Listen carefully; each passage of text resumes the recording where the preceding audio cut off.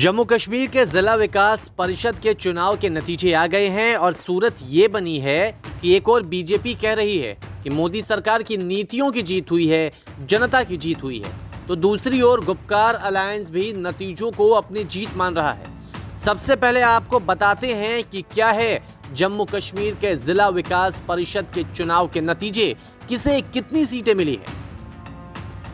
यहां बीजेपी को 75 सीटों पर जीत मिली है तो नेशनल कॉन्फ्रेंस को 67 सीट पर जीत मिली है। वहीं पीडीपी को 27 सीट तो कांग्रेस को 26 सीट पर जीत मिली है।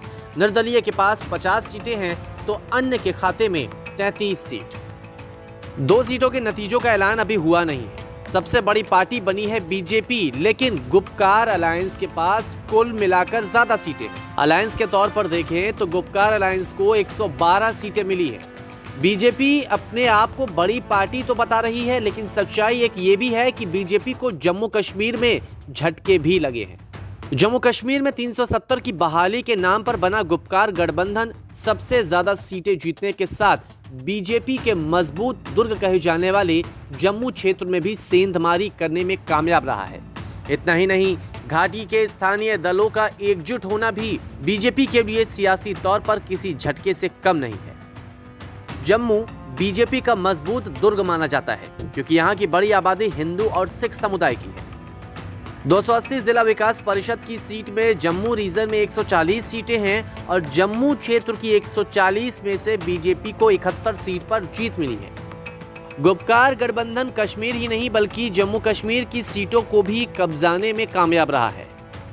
जम्मू रीजन में नेशनल कॉन्फ्रेंस को 25 सीट मिली है तो पीडीपी को 1 सीट, कांग्रेस को 17 सीटें मिली है तो पैंथर्स पार्टी को 2 सीट, वहीं 1 सीट पर बसपा को जीत मिली है।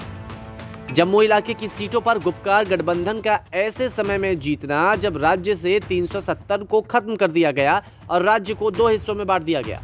ये बीजेपी के लिए किसी सियासी झटके से कम नहीं है क्योंकि डीडीसी चुनाव को भविष्य में होने वाले विधानसभा चुनाव का लिटमस टेस्ट भी माना जाता है।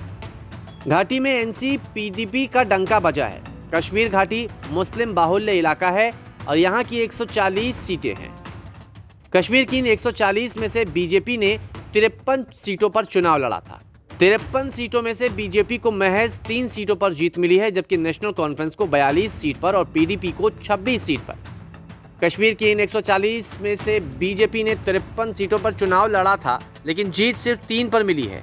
लेकिन यही इलाके हैं जहां पर केंद्रीय मंत्री जितेंद्र सिंह से लेकर मुख्तार अब्बास नकवी और अनुराग ठाकुर समेत तमाम केंद्रीय मंत्रियों ने चुनाव प्रचार की कमान संभाल रखी थी।